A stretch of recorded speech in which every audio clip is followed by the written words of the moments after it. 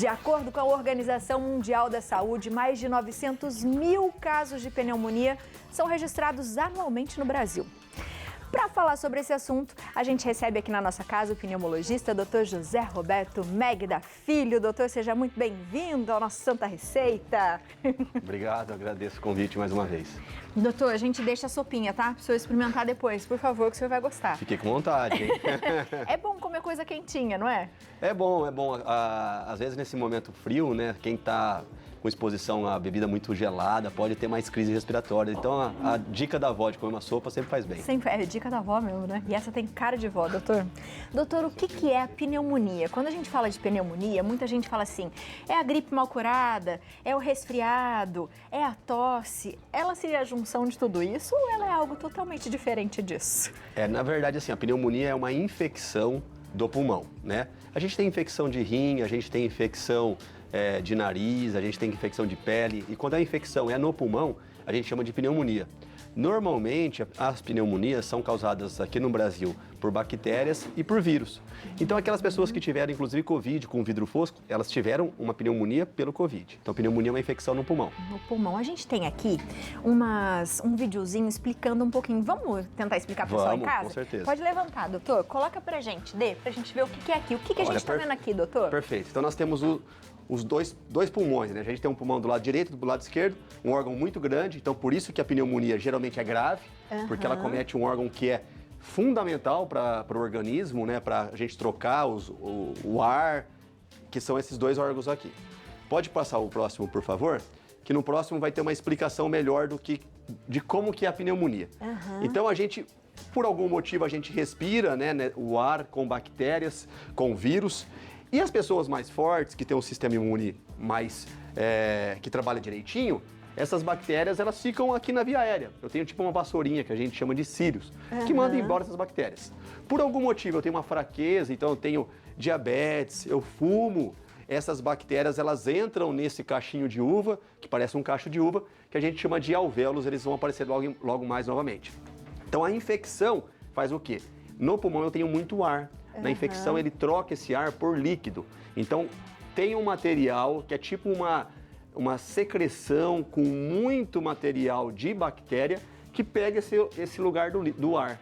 E, consequentemente, eu tenho uma dificuldade em trocar o ar. Então, eu posso sentir aqui, né? Então, nisso aqui, com líquido, eu posso sentir tosse, eu posso sentir falta de ar, eu posso sentir dor no peito, porque isso aqui está inflamado. Então, esse meu cacho de uva aqui, ele está totalmente inflamado com líquido. E quando a gente fala que tem uma mancha no pulmão, né? Tem uma mancha no pulmão no raio-x. É que esse lugar que teria ar, o fato dele ter líquido aparece branco. Então é assim que a gente faz o diagnóstico da pneumonia. Tem os sinais de febre, tosse, falta de ar e um raio-x ou uma tomografia, mas mais comumente um raio-x com uma mancha no pulmão. E aí a gente tem que tratar, senão o paciente morre. E atualmente a pneumonia é a terceira causa de morte no Brasil. Só perde para infarto, para derrame, que é o AVC, e o terceiro lugar é a pneumonia. Muito bom, doutor. Por favor. E aí você já falou vários sintomas, né? Que a gente começa a sentir ali quando esse líquido começa a vir. É possível a gente falar assim, eu tô com muita tosse, mas não deve ser. E isso demorar pra gente chegar ao médico e aí quando vê, o assunto já estiver muito ruim, já tá muito ruim. Isso é interessante porque quando a gente fala de pneumonia, muitas pessoas, elas falam assim, tem que ter febre. E quando a pneumonia é no idoso, que inclusive é mais comum no idoso, não necessariamente dá febre. Então pode-se ter uma infecção muito grave, apenas com tosse, apenas com um pouco de canseira, sem febre, e o paciente demora para procurar, é uma gripe, é um resfriado, é porque está tempo gelado. E aí quando ele vai procurar o médico, ele tem uma pneumonia, e aí muitas vezes o caso é mais grave porque ele demorou para procurar o auxílio.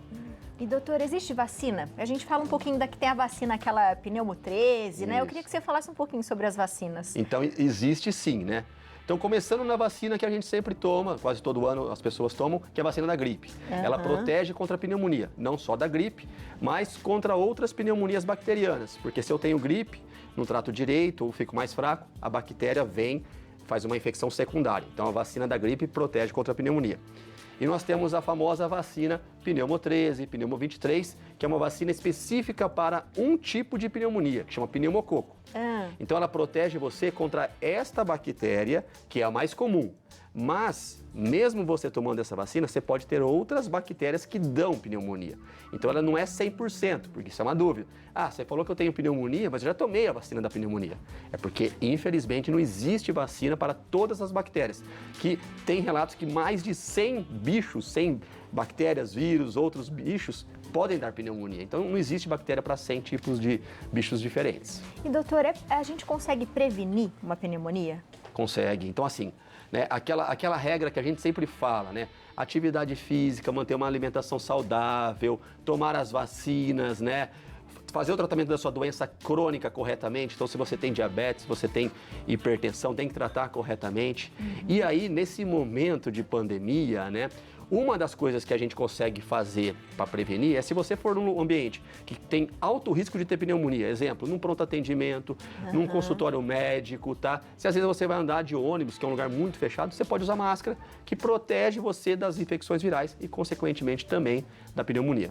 No próprio Covid, doutora, a gente viu muito essas coisas de as pessoas ficarem muito tempo deitadas, né? E fala, não, você tem que mudar um pouco a posição. Ou a gente tem muitas pessoas acamadas também, que ficam em casa porque não conseguem mais se levantar e fazer suas atividades. Isso também pode gerar pneumonia, doutor? Isso é uma boa pergunta, sim, né? Então, assim, não é o fato de uma pessoa normal, uma pessoa com a saúde boa, ficar deitado muito tempo, vai dar pneumonia. Senão, o pessoal que gosta de ficar assistindo muita televisão, deitado no sofá, vai ter, né? Não. Agora, se eu tenho, exemplo, o meu avô, ele é acamado, ele não consegue deglutir muito bem, aí sim, se ele ficar muito deitado, eu posso acumular mais secreção no meu pulmão e corre o risco de aumentar o risco de pneumonia, tá? Então é por isso que a gente sempre fala, não precisa ficar deitado o paciente que é acamado. Às vezes senta ele, vira de lado, tenta fazer uma inalação para ele tossir um pouquinho, né? Porque realmente, se eu acumular muita secreção, essa secreção serve como um meio de cultura, né? Então, igual essa sopa que você mostrou, imagina, não vou tirar a fome de ninguém, mas imagina um meio de cultura nessa sopa, crescendo bactéria, vírus, fungo e pode dar pneumonia. Exatamente. E aí é bom fazer também a fisioterapia, né, doutor? A equipe multiprofissional é muito importante, né? Então, fisioterapia, auxílio de enfermagem, às vezes quando o paciente está acamado, né? Para fazer uma orientação, às vezes tem que aspirar a secreção. A fisioterapia, assim como a atividade física, é fundamental para todas as idades. Ah, eu fico muito cansado. A gente não está falando para ir na academia, para ficar puxando peso. O simples fato de você deixar o seu controle remoto de lado, o simples fato de, às vezes, subir um lance de escada em vez de pegar o seu elevador, já pode ajudar muito nisso, nessas prevenções dessas doenças. Com certeza. A gente tem uma perguntinha, ela vai fazer pra gente. Bora, vamos lá. Tem uma perguntinha aqui da Beatriz de Fátima. Boa tarde, tive pneumonia em 2017 e depois tomei a vacina pneumocócica.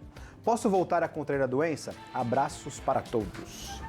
É uma ótima pergunta, viu, Beatriz? Então, assim como a gente falou, né? Se você teve uma pneumonia, você fez muito bem de tomar a vacina antipneumocóxica. Só que você, infelizmente, corre o risco de pegar novamente, porque existem outras bactérias. A que você tomou é contra a principal, que chama pneumococo.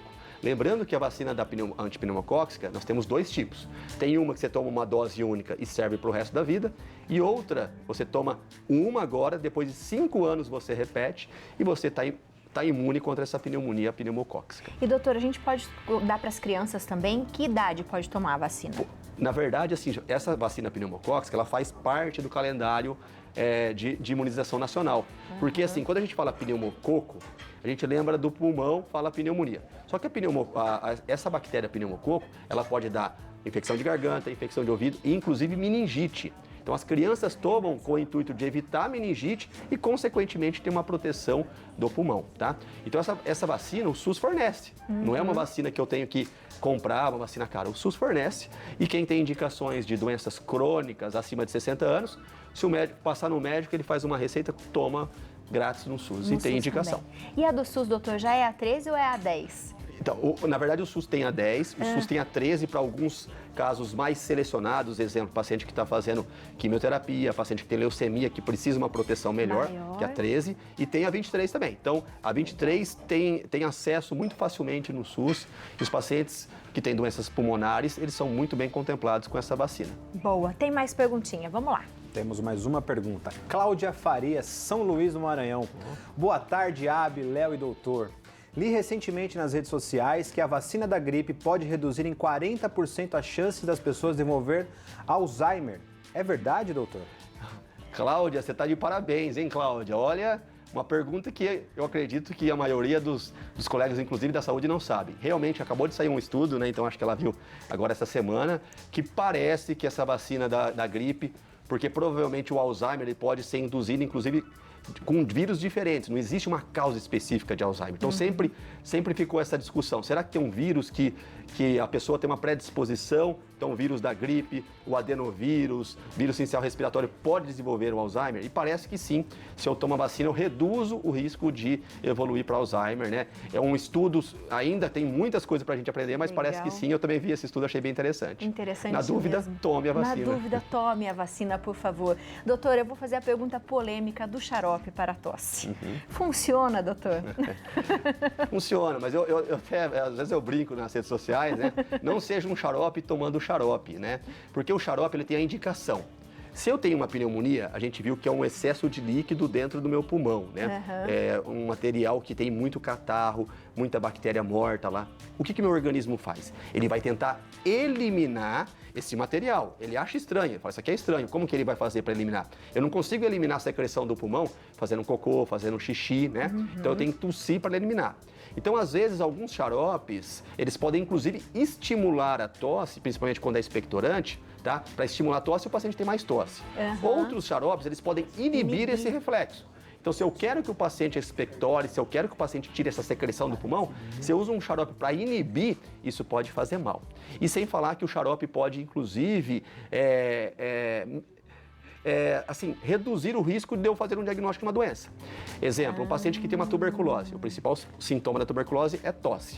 E aí o xarope mascara, né? Eu estou tendo tosse, eu vou ficar tomando um xarope toda noite, mascara. O paciente melhora um pouquinho, não se sente incomodado. Quando ele vai procurar o médico, demora muito. Então, o xarope tem indicação? Tem. Eu prescrevo? Prescrevo, mas nos casos selecionados. Não é para todo mundo que está tossindo que usa esse xarope. Doutor, e tratamento? Como funciona? O tratamento da pneumonia, falando mais da pneumonia mais comum, que é a pneumonia bacteriana, ele tem que ser feito com antibióticos, né? Então, o paciente chegou no meu consultório, no pronto-socorro, com tosse, febre, falta de ar, tem uma mancha no pulmão no raio-x, ele vai ter que usar antibiótico. Aí, existem vários antibióticos que a gente pode usar na pneumonia e depende muito de tratamento. Se o paciente tem comorbidades, se o paciente fuma, se o paciente já tratou uma pneumonia previamente, se o paciente vai tratar em casa, vai tratar na enfermaria, né? Mas a maioria das pneumonias, elas são casos leves, que eu consigo tratar com antibiótico e tem cura, né? A pneumonia é uma infecção. Eu tratei corretamente, o paciente curou e geralmente não fica com sequela. E geralmente ele não tem outra tão recente, pelo menos, né, doutor? Não. Aí quando a gente fala de pneumonias de repetição, tem que ver outros diagnósticos diferenciais. Legal. Será que isso não é uma bronquite, uma asma? Será que esse paciente não tem outra causa de infecção, uma imunidade alterada, né? Então, pneumonia de repetição tem que levantar sempre um alerta para outras doenças. Que daí seria uma broncopneumonia, é isso, doutor? A gente chama de broncopneumonia quando a infecção pega no brônquio também. Assim, é difícil diferenciar a pneumonia de broncopneumonia, né? Então, às vezes, o aspecto na mancha, o aspecto da clínica é igual. Atualmente, a orientação é chamar tudo de pneumonia, porque pode dar uma falsa sensação de que broncopneumonia é mais leve. Ou princípio de pneumonia. Essa orientação também a gente não tem mais, né?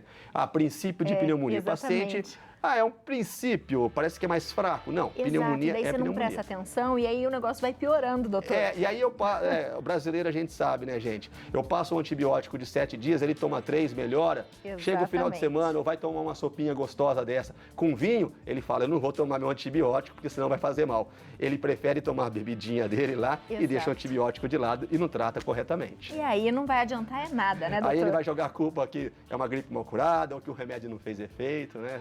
Muito bom. Doutor, uma coisa que eu acho muito legal que você colocou no Instagram, e a gente até falou que alívio, né?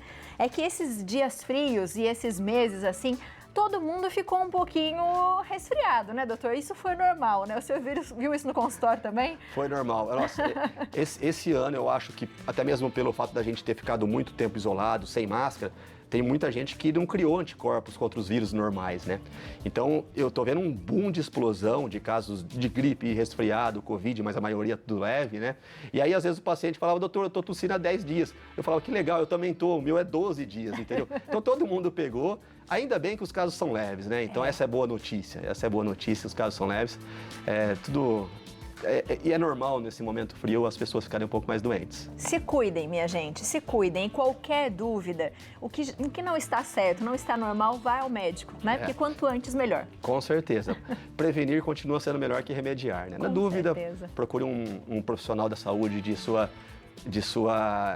que você sempre acompanha, né? É interessante fazer isso. Você de casa aproveita para seguir o doutor na internet, ele fala várias coisas para você lá, responde várias das suas dúvidas e faz o seguinte, fala que assistiu ele no Santa Receita que o doutor vai ver se vocês assistiram mesmo, hein? Aproveita para seguir @JR de Júnior, Magda, tudo junto, e o telefone é o 12 3632 6408. Doutor, muito obrigada, viu? Eu que agradeço, é sempre um prazer estar com vocês. E aqui, eu sempre falo, quando eu venho aqui, eu ganho um monte de seguidores, todo mundo fala, te vi no Santa Receita, tem gente que me acompanha desde o começo.